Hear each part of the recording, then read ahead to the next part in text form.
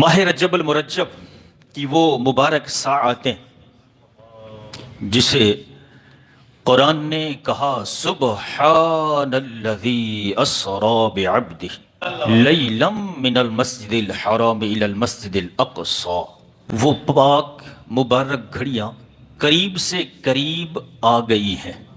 اور ہماری خوش نصیبی ہے کہ الحمدللہ اللہ نے ہمیں یہ جو راتیں عطا کی ہیں نا، یہ ان کی رحمتوں کا جو نزول ہوتا ہے ان راتوں میں، وہ چاہتا ہے میرے بندے بخشے جائیں، میرے بندے میری دہلیز پر آئیں، میرے انعامات کو یاد کریں، میرا شکر ادا کریں۔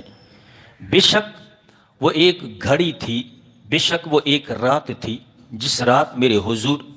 وادی بطحا سے مسجد اقصی، پھر وہاں سے ساتوں آسمانوں کی سیر کرتے ہوئے سدرۃ المنتہا، پھر وہاں جبریل بھی جا کر کے رک گئے، کوئی فلک تے رہ یار گیا، کوئی سدرہ تے جا ہار گیا، ایک کالی زلفاں والا سی جڑا عرش تو بھی لنگ پار گیا۔ وہ آقا جب جبریل بھی سدرہ پر جو آخری منزل تھی ان کی پروان کی، وہاں جا کر رک گئے، کہا میں آگے نہیں جا سکتا، اگر آگے گیا تو میرے پل جو پر ہیں یہ نور کی، رب کے نورانیت، رب کے نور کے تجلی سے یہ جل جائیں گے۔ اللہ اکبر۔ لیکن یہاں عاشقوں نے بڑی پیاری بات کی ہے، لکھا کہ اگر یہ تو جبریل تھے جو رک گئے، کہا میں نہیں جا سکتا، آگے آپ جائیں۔ ایک تو یہ بھی ہے کہ بتا دیا قیامت تک کہ جو مقام ان کا ہے وہ میرا نہیں ہو سکتا، ایک تو یہ چیز تھی۔ دوسری، مفسرین نے لکھا کہ وہ تو جبریل نے خود کہا میں آگے نہیں جا سکتا کیونکہ میری حد یہاں تک ہے، آگے آپ جائیں۔ کہا کہ اگر جبریل حضور کے ساتھ جاتے تو وہ بھی چلے جاتے۔ خیر یہ ایک،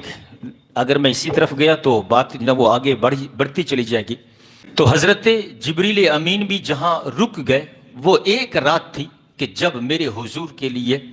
وہ جو براق آیا تھا وہ بھی جو نا وہ پیچھے رہ گیا، پھر رف کو لایا گیا، وہ بھی وہاں ایک جو نا وہ منزل پر جا کر رک جاتا ہے۔ اور اس طرح سارے جبریل جو ساتھی تھے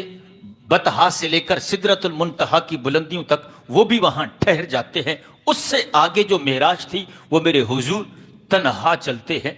آگے چلے۔ مفسرین نے لکھا ہے کہ جب وہ بلندیاں پھر حضور نے طے کی کہ جہاں پھر نہ کوئی